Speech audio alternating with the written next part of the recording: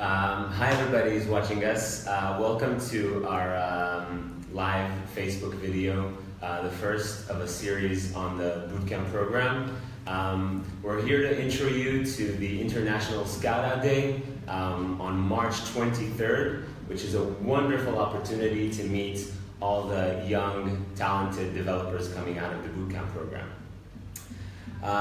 Today I'm excited to meet Max.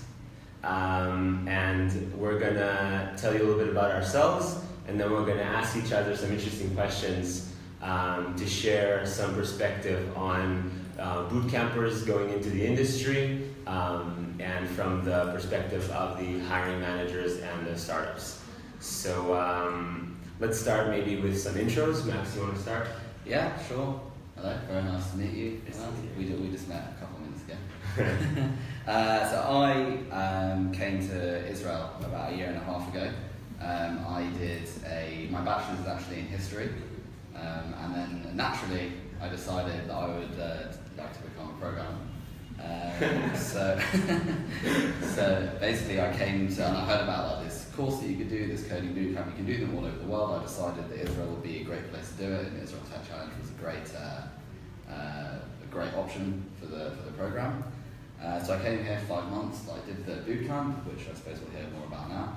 And then I've been working for the past year since the bootcamp finished at a startup in Tel Aviv called Slide Pipeline. Cool. Yeah. I'm Elad. Until a couple of months ago, I was the head of engineering at Billguard. Prior to that, I spent some time at Soludo and 8200, and nowadays working on the next startup. And I've been connected with Israel Tech Challenge from day one. I love this place. I love the people that this place brings to our beautiful country. Seriously, every single person I've met so far here, whether it's the staff or the students attending the programs, wonderful people, always energetic, smile-driven, wanna learn, wanna do more. And I'm very excited that I get to spend time with the boot campers. Wonderful people coming in and contributing to our industry from all over the world. Thank you for coming. And actually, I also want to share that I had a chance to hire someone out of one of the Israel Tech Challenge programs. It was out of a different program, the Fellows, but still a wonderful experience working with Israel Tech Challenge. So let's start with some questions. Maybe you can share with us a little bit about what happened to you when you decided to go for coding. In terms of like...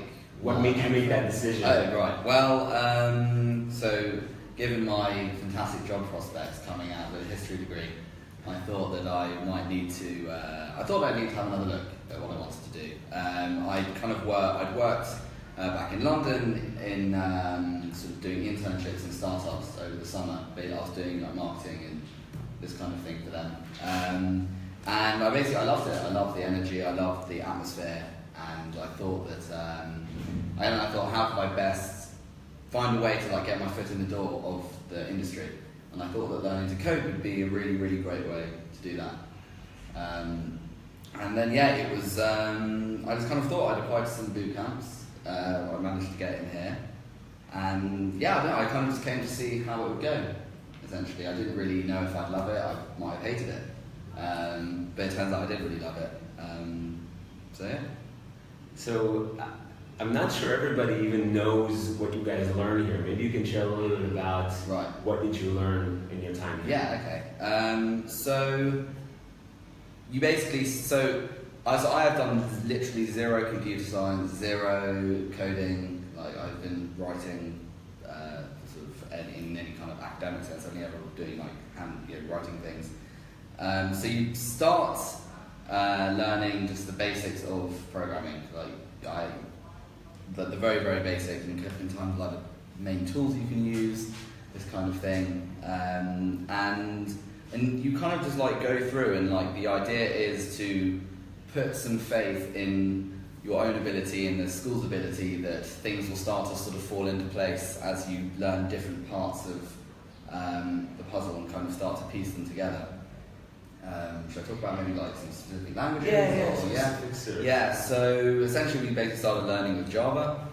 Java is a server-side language. It's like kind of like one of the kind of oldest languages out there. Like it's a very, very good language to learn. And the reason why I think we started learning it first is because it's very well structured technically, and it's a good way to really understand how programming works. After that, you get into some front-end development, which is, I suppose if I were to describe front-end development in the most layman terms I could, it's what you see, essentially, which can be quite fun to do, and you kind of start to do a bit of website design and also to learn like how to write a kind of JavaScript, essentially logic for the front end.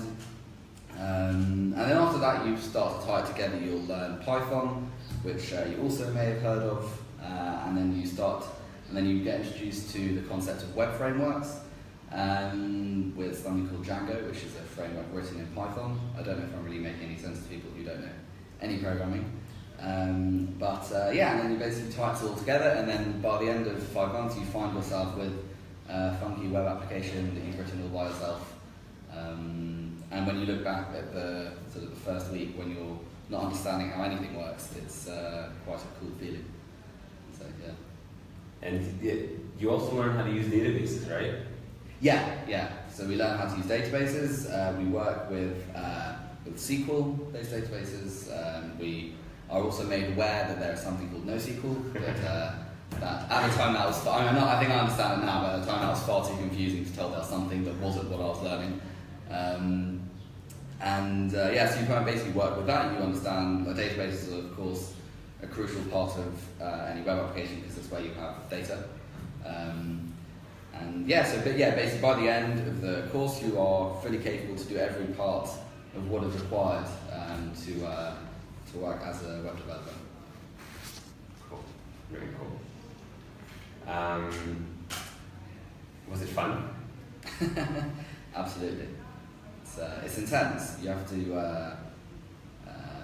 you have to want it, I think. But I suppose it was fun to kind of learn something that was so different to what I've learned before, and also kind of amusing that I spent my entire life studying it. It took me 5 months to learn something that was truly practical and fun and useful and something I could do as a career. So Pat, shall I ask you a couple of questions? Sure. Yeah. So obviously you weren't born as the head of engineering.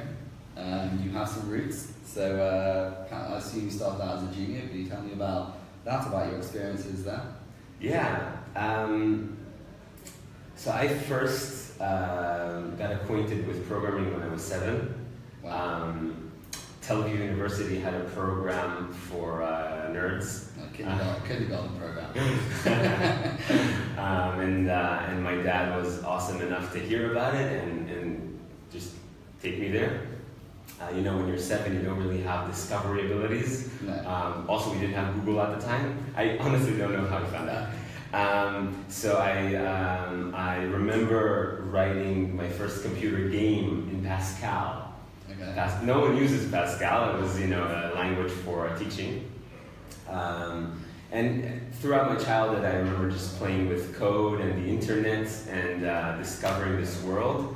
And it was really magical to me how the internet and software are just, they are tools that anyone can use and anyone can pick up and learn very quickly. It's magical. Yeah. You come in and you start reading online, playing around, tinkering. What's beautiful about software is that the cost of tinkering is zero. Unlike building a building or playing with hardware or anything like that, the cost is literally only your time. And so that was magnificent. And then the really big first junior experience for me was when I joined 8200, Israel's signal intelligence unit. We had a 6-month course where they crammed a lot of information into our minds, 7 a.m. to 11 p.m. And then I arrived at a software team. in Shmona Matayim. And what I remember is feeling insecurity, a lot of insecurity. I arrived at a place where many people had bachelor's in computer science, and I had just finished high school, and I was like, okay, everybody here is smarter than I am. Everybody here knows more than I know. It was really scary. I was fortunate enough to have people around me who were kind and wanted to mentor me.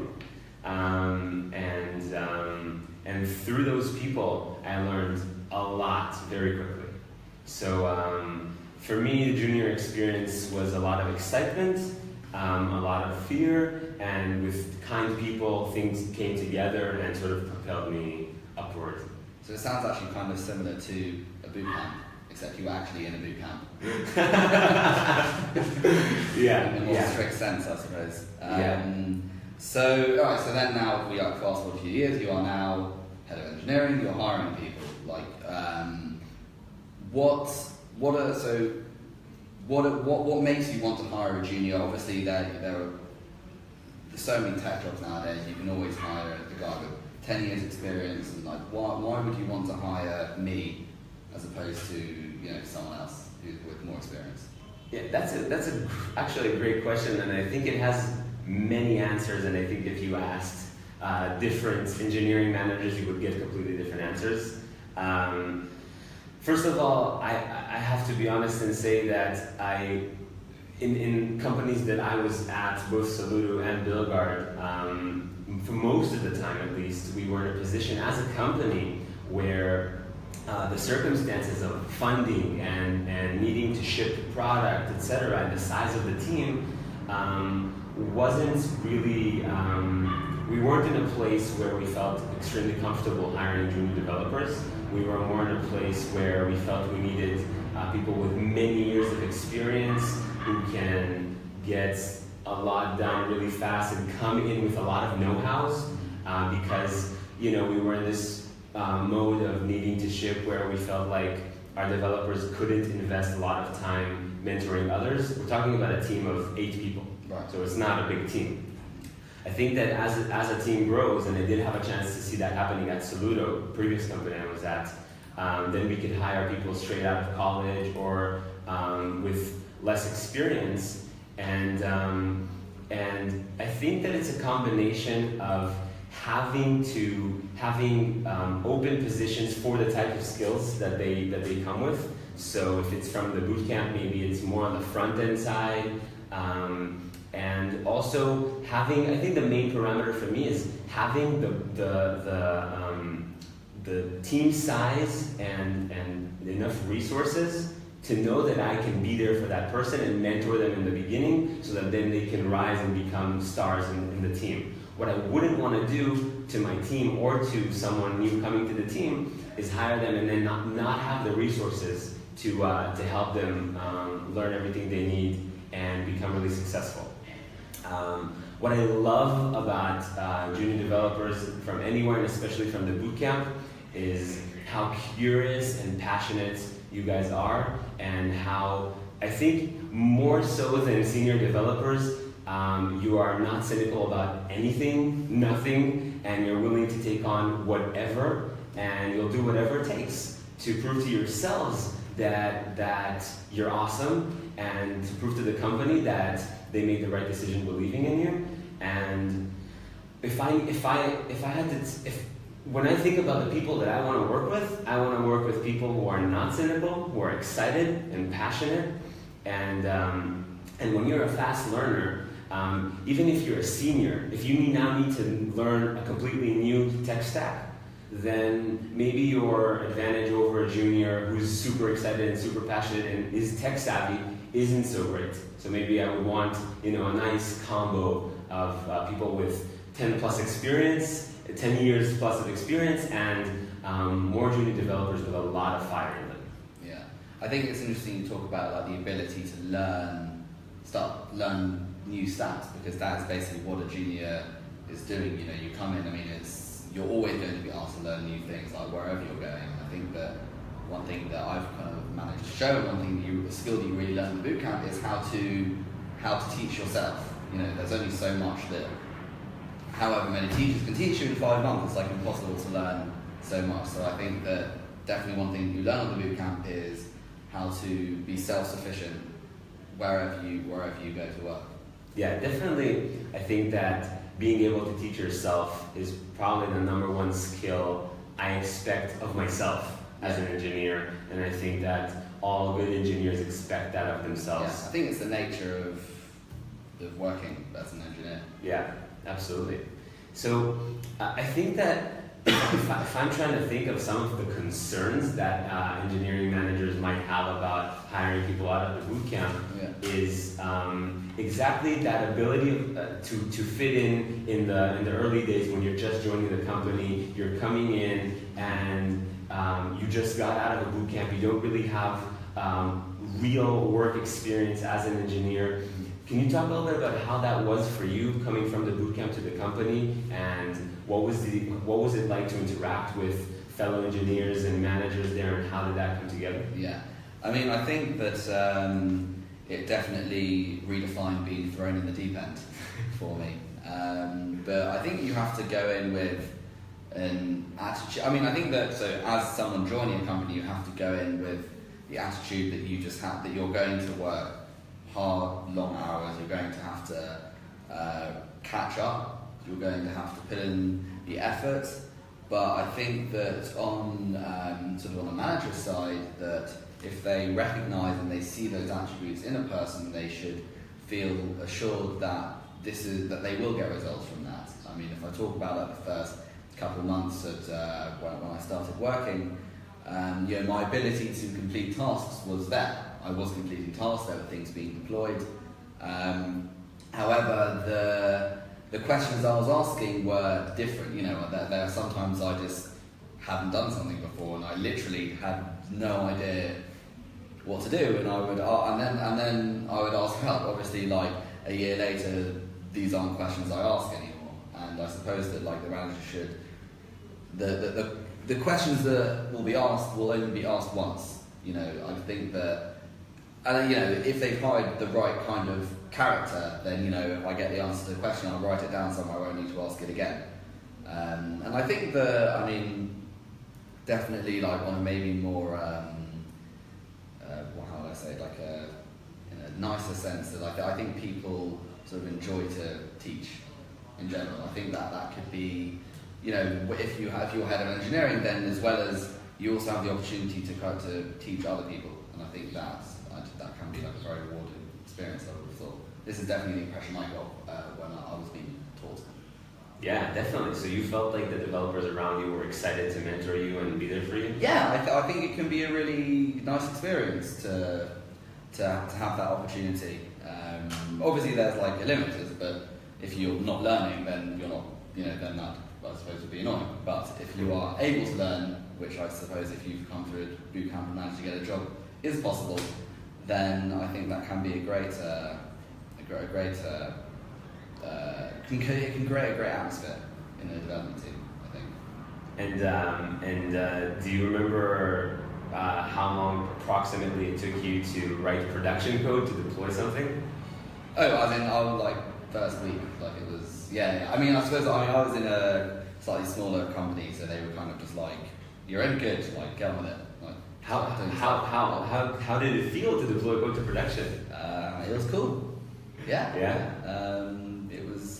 It was. If you talk about having a job where you are making a contribution visibly, then I feel like that is a very obvious example of that, I would say. Cool. Yeah. So I mean, if you could give me a tip. Something that you use, what a golden nugget of advice as a junior. Do you have anything that you might want to offer? Wow, let's pick one. Or you can give me more. I'll start writing them down. So, okay. Yeah, there's a bunch, but I think that basically, if I'm trying to look back at my days when I was just getting started, I feel like you have to be really dedicated to learning constantly and at a really high rate. And not only at a high rate, but I feel like what separates the good from the great is how deep you go on the things that you learn. So you encounter new concepts all the time, right? Part of being new to software engineering is that a lot of new concepts just keep raining on you. Yeah. And you get to make a decision there. Do you pretend like you know what that buzzword was and move on? Or do you write it down and then look into it? And when you look into it, how deep do you go? Do you just basically understand what it is? Or do you even go home and spend a couple of hours doing a proof of concept with this technology? And on a deeper level, if you're working on something at work, are you taking the time to read other people's code? Are you taking the time to understand why are decisions being made in the system? I think that the more you can speak to technical decisions, and that's what we do in engineering, we make decisions every day. How to name a class, and how to design this object that's going to be transferred from the client to the server, and what database to use. And I feel like to be a truly successful young developer is to use your lunch breaks and catch someone and say, hey, why did we pick MySQL and not Postgres? And why are we using this JavaScript library and not something else, you know? This constant hunger and asking deeper and deeper questions to really try and trace all the decisions that the company made, because the company you're in is an opportunity to learn a sequence of decisions, and you can trace back the decisions and you can see which ones were good and which ones weren't good. The most interesting conversations I feel is when someone tells you, you know what, I'm not so happy with that decision that we made. You know, why is that and what are the alternatives? So I think that constantly asking questions and constantly asking yourself, am I learning this thing deeply enough? Am I going deep? Am I spending enough time on this? I think can really just make a huge difference. If you look back 6 months of doing that, you'll be like, oh my God, I learned so much. And then you'll just, you'll be that much more attractive to potential companies. Yeah, I think that piece of advice actually ties into something else that I've noticed when I've been interviewing is that I don't, and people, I don't have a computer science degree. So there's like things that I can tell you the historical story of whatever, but my kind of understanding of computer science at a core isn't there. So like maybe you could talk a bit about kind of like why that and despite that I've been working as a junior, I've been very, very successful in the way I've been working. I've been able to teach myself new things. So like maybe you talk a bit about like, the work that kind of a junior does and like how that fits into kind of like the engineering team in general, I suppose. Does that make sense? I'm not sure I understand how you're tying this to the basics of computer science. Yeah, just like kind of like how like the nature of programming, basically, like the tasks that you're doing, and like how basically how a junior is actually suitable to this kind of thing. Yeah. Yeah, I think that many, if not most, of the things that we do in startups when we're writing code don't actually require a very deep understanding of how operating systems work, how CPUs work, the hardware and the very foundations of the kernel of the operating system and all that. I don't think that we're using that day to day. I think that when you know these things, you can come up with startup ideas and build solutions in that realm. So you could write an operating system, or you could be a hacker and exploit the operating system weaknesses and stuff like that. But for the most part, when we're trying to create business value and exciting products, we're building on the shoulders of giants. We're already building on the people who wrote Java, who wrote Chrome and the engine to run JavaScript, and it's wise not to worry about these things. There's a guy I admire. His name is David. He's called DHH. He's the CTO of a company called Basecamp, previously 37 Signals. Amazing technology company. They also wrote a few books. I recommend reading all of them. And recently I saw a post by DHH where he said, not all engineers are the same, and not all engineers should be judged in the same way. Each engineer should pick their own place in the world and their own levels of abstraction. And he kind of parallels it to writing in English. If you want to be a journalist, you don't need to know haiku, right? Someone wants to write poetry, someone wants to write journalism. Those are different styles of writing, different levels of abstraction, different emphases, right? So I think that if you think about engineering, it's the same way.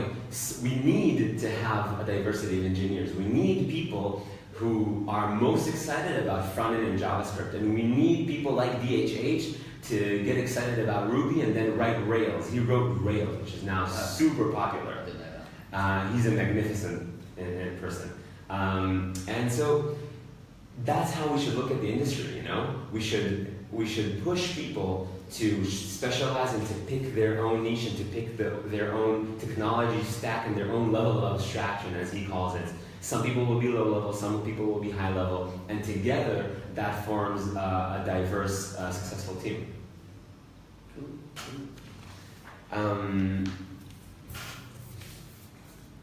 Questions from the audience. Woo! There's people watching.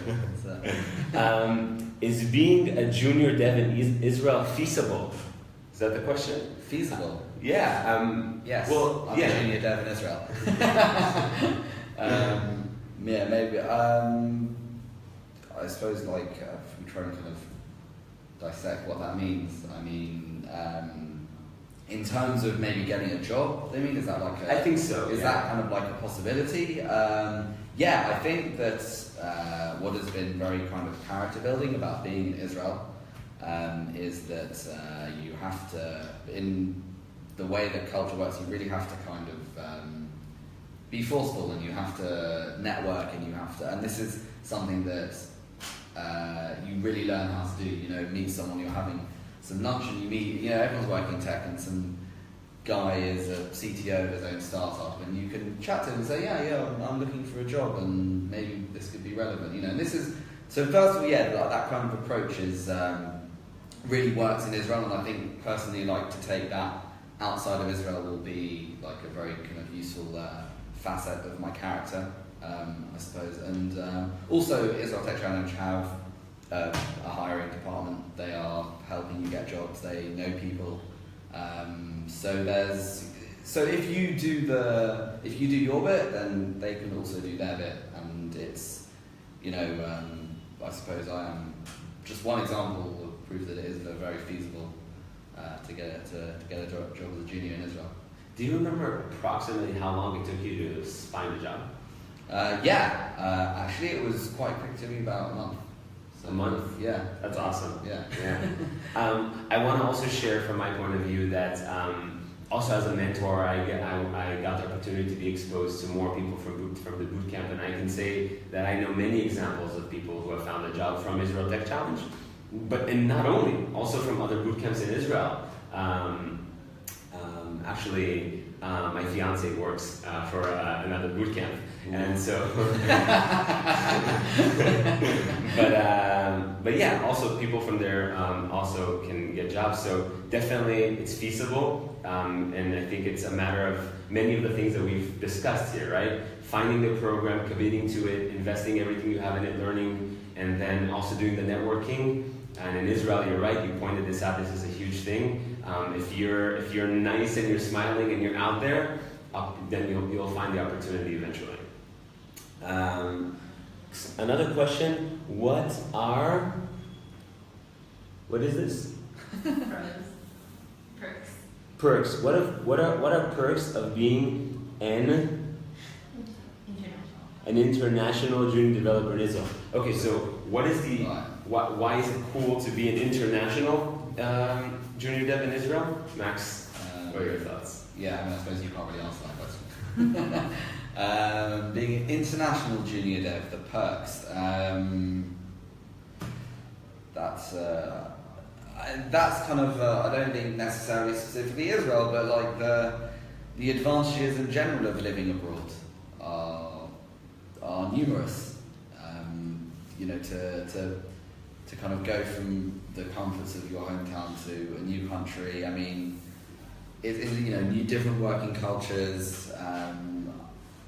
in general, in new cities, I think in general this is like an experience that I would recommend to any country you go anywhere. And I suppose the magic of learning how to code is that you can take your career anywhere around the world. I suppose also, like, specifically Israel, is, from what I understand, like, very well recognised around the world as being an R&D hub. It's the amount of people like Elad coming out of like units like Shmona Matayim with incredible experience and knowledge, and when you filter that into, you build an ecosystem like this, you get this is why you walk around Israel and you find every big company you've ever heard of with a big office full of programmers. So I suppose the benefits of being an international junior are that you really immerse yourself in a top level atmosphere and ecosystem. And I think that going anywhere else in the world, that will be recognised, I think. I think I can add actually something from my point of view, even though I'm not an international junior developer. But from my point of view of hiring developers, and again being fortunate to hire an international from Israel Tech Challenge, we are always looking to diversify our teams. And I think that bringing in an international spirit brings in a different kind of culture that we get to learn from.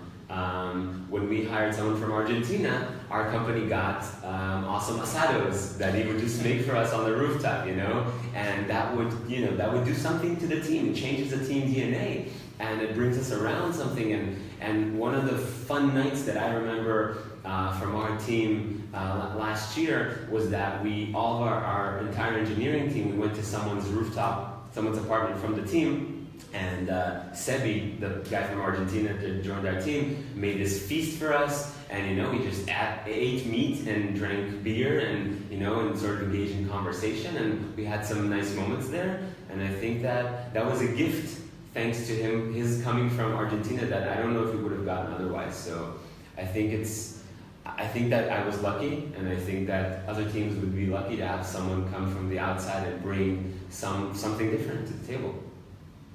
Cool.